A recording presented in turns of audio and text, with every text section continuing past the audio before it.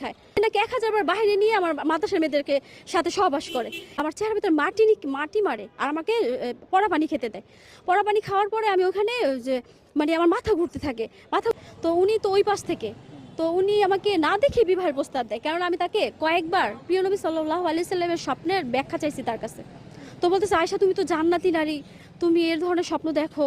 তো তারপরে এইসব কথা আর কি সে বলে। জি, আমি আয়েশা তুরাবা, আমি আমলিগুলা, লালবাগ, ঢাকা আয়েশা সিদ্দিকা মহিলা মাদ্রাসার ছাত্রী। ওই মাদ্রাসার ছাত্রী ছিলাম। ওই মাদ্রাসার ছাত্রী থাকা অবস্থায় আল্লামা মামুনুল হকের ভাগনা ওয়াসিফুর রহমান আমাদের মাদ্রাসার ওস্তাদ, হুজুরকে একদিন আমি একটা মাসালা জিজ্ঞেস করার জন্য ফোন দিলে হুজুর আমাকে বাজে প্রস্তাব করে যে আমাকে রেস্টুরেন্টে যে কথা বলতে বলে। তো আমি এতে কোনোভাবে রাজি হই না।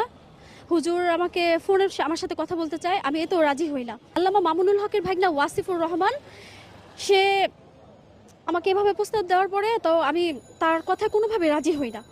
পরবর্তীতে সে আমি যখন মাদ্রাসায় ক্লাস করতে থাকি, সে আমাকে বারবার অনেক অনেক অন্যরকম করে কথা বলে যে ভিতরে একটা ভাইরাস আছে, বুজুর্গিগিরি দেখায়, কারোর সাথে কথা বলে না, এবার বড় বুজুর্গ হয়ে গেছে, এভাবে সেভাবে কথা বলতে থাকে।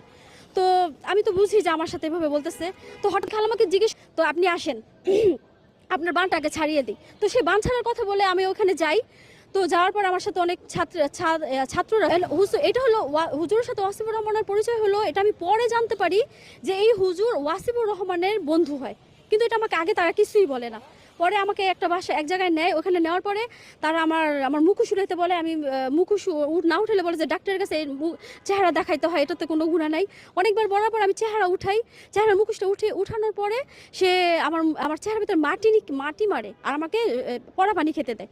পড়া পানি খাওয়ার পরে আমি ওখানে যে মানে আমার মাথা ঘুরতে থাকে। মাথা ঘুরতে যাওয়ার পর আমি ওদিকে একটা চোখে ওইখানে পড়ে যাই। এই হুজুর আমার অনেকগুলো ছবি তোলে।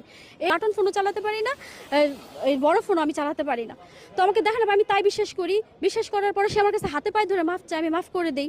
হ্যাঁ, আমি অভিযোগ করবো না। তারা আমার মাদ্রাসার একটা মেয়েকে নিয়ে 1000 বার বাহিরে যায়, 1000 বার বাইরে যায়। রমজান মুবারক বলে যে সে নাকি 1000 বার বাইরে নিয়ে আমার মাদ্রাসার মেয়েদেরকে সাথে সহবাস করে, যে মেয়েদের বেবি ট্যাক্সির মধ্যে নিয়ে মেয়েদের সাথে যা ইচ্ছা সে নাকি তাই করে।